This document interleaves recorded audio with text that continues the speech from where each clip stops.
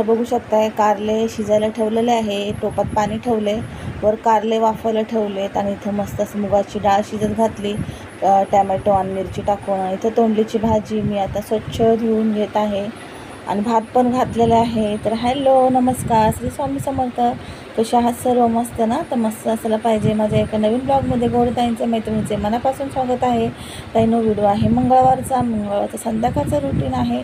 तर इथं मी तोंडली वगैरे स्वच्छ पाण्याने धुवून घेतली। सुरुवातीचं जे पाणी काढलं ते भरपूर असं घाण पाणी निघलं। तोंडलीला खूप असं चिकटलेलं असतं, कारण तोंडली चिकट असल्यामुळं ना तोंडलीला भरपूर असं माती वगैरे खूप चिकटलेली असते। त्याच्यामुळे तोंडली अगोदर मी भिजत ठेवलेली पाणी टाकून, नंतर मग सर्व त्याचं तोंडलीचं काढून घेतलं आणि नंतर मग तोंडलीला मी स्वच्छ पाण्याने धुवून घेतले। 5-6 वेळेस तरी पाण्याने धुवून घेतलं आणि कापल्याच्या नंतर परत एकदा धुवून घेतलं आणि पाणी नितळवल्यानंतरच भाजी टाकली। कारण तोंडलीची ना घाण जी असते ना, माती वगैरे चिकटपणा, तर लवकर काही निघत नाही।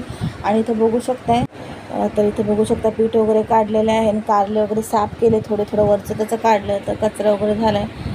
आणि मसाला काढला मस्त असा कारल्याचा, खोबरं, कांदा आणि शेंगदाणे भाजून घेतले, अद्रक लसूण पेस्ट टाकली, जिरे टाकले, हळद मीठ आणि ह्याच्यामध्ये मी कोथिंबीर घातली होती। तुम्ही कोथिंबीरऐवजी धने घालू शकता, धन्याने खूप छान असा फ्लेवर येतो। पण माझ्याकडे ना अख्खे धने नव्हते म्हणून मी कोथिंबीर टाकली आणि मस्त असं भाजून सर्व काही वाटून घेतलं। जाडसर असं पाणी कमीच टाकायचं, थोडं जाडसरच मसाला वाटला। आणि वाफवलेले कारल्यातल्यानंतर चीर मारून बिया वगैरे मी काढून घेतल्या।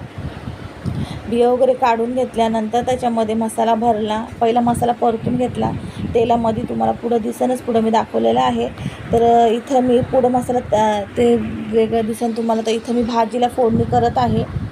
इथं भाजीला फोडणी केली, फोडणीला राई, जिरे, हिंग, हिरवी मिरची, लसूण आणि टॅमॅटो घातला आणि मस्त अशी परतून घेतली। सॉरी, मिरच्या पण घातल्या, हिरव्या मिरच्या। तुम्ही हिरव्या मिरच्याऐवजी लाल मसाला पण घालू शकता, पण तोंडलीच्या भाजीमध्ये हिरवी मिरचीचीच भाजी खूप छान होती। आणि मी दरवेळेस आहे ना परतून घेते, म्हणजे फ्राय करून घेते थोड्याशा तेलामध्ये तोंडली, तर म्हणजे ना लवकर होती। तर आज आहे ना तेवढा टाईमच नव्हता, तर मी काय केलं, टिफिन पण द्यायची होती, तर वेळेत सर्व कामं झाले पाहिजे, मग मी भाजी अशीच कट करून डायरेक्ट फोडणीच दिली नाही। तिकडे भाजी होईपर्यंत माझ्या चपात्या झाल्या, कारले पण झाले आणि मस्त असं आज कारलं झालं होतं। तर कारल्याचा मसाला थोडंसं तेल घालून आहे ना मी इथं परतून घेतला होता, छान असं तेल सुटेपर्यंत, थोडंसंच अगदी तेल घातलं होतं, छान बारीक गॅसवर परतून घेतला। आणि इथं दुसरे कामं केले, तोपर्यंत मला भांडे वगैरे घासायचे होते, ते कामं करून घेतले आणि नंतर मग मी चपात्या वगैरे केल्या आणि कारले मस्त झाले होते। नक्की ट्राय करा अशा प्रकारे, अजिबात कडू वगैरे कारले लागत नाही। आपण दरवेळेस मिठाच्या पाण्यात किंवा मीठ चिंच असं करून शिजायला घालतो, तर असं न करता डायरेक्ट पाणी ठेवून चाळणीवरती तुम्ही कारले ठेवून वाफवू शकता। मीठ वगैरे काही घालायची गरज नाही, अजिबात कारले कडू होत नाही। नक्की ट्राय करा आणि छान असा मसाला बनवून फ्राय करा, किंवा शेलो फ्राय करा किंवा डीप फ्राय करा, जसं तुम्हाला जमन किंवा जसं आवडन तसं।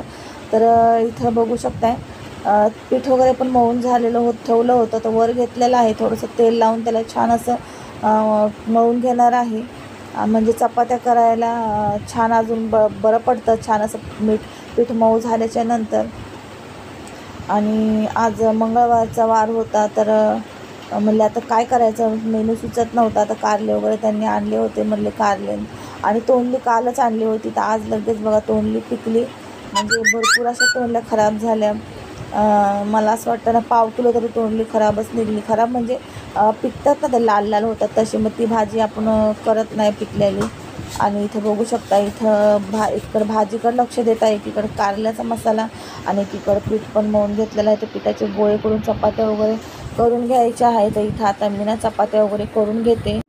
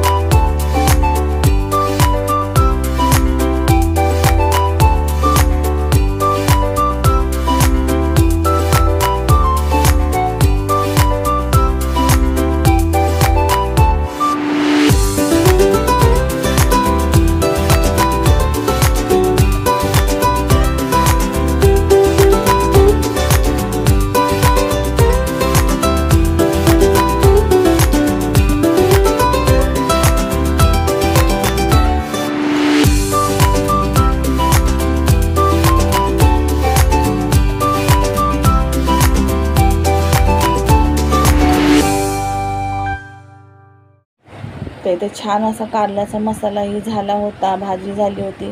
तर आता मी चपात्या करून घेत आहे, कारण टिफिन आज त्यांना 10 वाजता पाहिजे होती. कधी 9ला पाहिजे असते, कधी 9:30ला, कधी 10ला. मग त्यांचा क्लासचा टायमिंग असतो, ते येता वेळेस घेऊन जातात सुटल्यावर. मग त्या हिशोबाने मी तयार करते, जसं ते सांगन का त्यांचा अगोदरच फोन येऊन जातो. मग त्या हिशोबाने मी तयार करते. मग आज भाज्या तोंडली कापायला पण खूप उशीर लागतो आणि कारल्याच्या याला पण उशीर लागतो मसाला वगैरे काढायला. त्या हिशोबाने मग थोडा उशीरच झाला. आणि मग कारलं त्यांना द्यायचं की नाही डिसाईड नव्हतं, कारण की झालं असतं टायमात, होईल म्हणले टायमात तर देणार होते, नसतं झालं तर मग नव्हते देणार.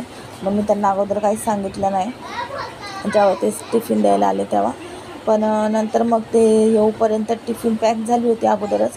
पण कारलं लास्टला टाकलं आहे मी, तर कारलं झालं ते येऊपर्यंत. तर कारलं मी दुसऱ्या छोट्या डब्यामध्ये पॅक करून दिलं आणि त्यांना सांगितलं की कारलं फ्राय दिलेलं आहे. ते म्हणले ठीक आहे. त्यांना पहिलं वाटलं कारल्याची भाजी दिली म्हणून, तर मी त्यांना सांगितलं नाही, मी कारलं फ्राय वेगळं दिलं. तर अशा प्रकारे नक्की तुम्ही ट्राय करा.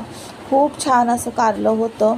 जे नसेल खाणारे कारलं ते सुद्धा कारलं खातील. आणि कारल्याचा मसाला पण खूप छान साधा सोपाच मसाला काढलेला. त्याच्यामध्ये काही गरम मसाला वगैरे काही घातला नाही किंवा चिंच वगैरे काही नाही, तरी पण खूप छान असा मसाला झाला होता. एवढंच की मसाला थोडा जाडसर ठेवायचा आणि थोडासा छान भाजून घ्यायचा, मग तो मस्त असा मसाला लागतो आतमधला. तर मला उरला थोडासा मसाला थोडा जास्त झाला होता, उरला तर तो फ्रीजमध्ये मी ठेवलेला आहे. तो चपातीसोबतही असंच आपण खाऊ शकतो, चपातीसोबत किंवा भाकरीसोबत किंवा सफेद भातासोबतही खाऊ शकतो किंवा डाळ भातासोबतही खूप छान लागतो, चटणीसारखा लागतो एकदम. तर इथं आता चपात्या वगैरे करून घेत आहे. भरपूर अशा चपात्या नाही, कमी होत्या आज चपात्या. तर चपात्या आज कमीच होत्या, म्हणजे आमच्याच होत्या, आम्ही तिघं होतो आणि एक टिफिनच्या होत्या. यश आज गेला होता, तो बाहेर गेला होता, म्हणजे पिकनिकला गेला होता मित्रांसोबत. तर त्याचं जेवण नव्हतं. तर इथं बघू शकता भाजी, मला असं वाटलं ना भाजी खूप म्हणजे वेळ घेत आहे. आज फ्राय नाही केले ना मी तोंडले वगैरे, तर खूप वेळ लागत होता भाजीला. पण ठीक आहे, आता मी पुढच्या वेळेस लक्षात ठेवून की फ्राय केलीच पाहिजे, पण फ्राय केलं भाजी पण छान टेस्ट येते आणि लवकर होती. थोडं फ्राय करायला आपल्याला उभं राहून फ्राय करून घ्यावं लागते, पण छान टेस्ट पण येते आणि भाजी फोडणी केल्यावर लगेच 10 मिनटात तर भाजी होऊन जाते. इथं भरपूर असा वेळ लागला डायरेक्ट टाकल्यामुळं, कारण तोंडली थोडीशी ना जाडसर अशी होती, म्हणजे मोठीच होती, त्याच्यामध्ये कापल्या पण तशीच गेली. आणि इथे बघू शकता चपात्या वगैरे आता करून घेत आहे. व्हिडिओ आवडतात की नक्की कमेंट करून सांगा. आणि छान छान असे व्हिडिओ रेसिपी ब्लॉग बघण्यासाठी चॅनलला नक्की सबस्क्राईब करा. जर चॅनलला सबस्क्राईब केलं नसेल तर आत्ताच सबस्क्राईब करा, म्हणजे जेणेकरून जे मी व्हिडिओ टाकते तुमच्यापर्यंत सर्वात पहिले पोहोचण्यास मदत होईल. आणि मराठी ब्लॉगला जर सबस्क्राईब केलं नसेल तर मराठी ब्लॉगला पण सबस्क्राईब करा, तो पण माझा चॅनल आहे. दोन्ही पण कविता स्पेशल रेसिपी हा आणि मराठी ब्लॉग, तर तिथं पण मी व्हिडिओ अपलोड करते. तिथं एवढं डिटेलमध्ये व्हिडिओ रेसिपी नाही सांगत किंवा टाकत, इथं पूर्ण डिटेलमध्ये रेसिपी व्हिडिओ ब्लॉग तुम्हाला मिळून जातील.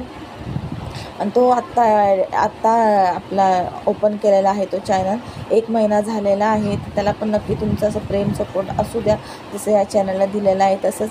तर तुम्ही नक्की त्या चॅनलवरती जाऊन नक्की सबस्क्राईब करा. त्या चॅनलचं नाव आहे मराठी ब्लॉग. तर मराठी ब्लॉगला नक्की सबस्क्राईब करा, म्हणजे तुम्हाला दोन्हीकडचे व्हिडिओ येऊन जातील. मागं पुढं व्हिडिओ टाकते दुपारचे 2 वाजता, 2 ते 2 ते 4 वाजेपर्यंत टायमिंग आहे. त्याच्यामध्ये मी कधीही टाकते, जर तयार असेल टाईम असेल लगेच मला, तर मी लगेच अपलोड करून टाकते.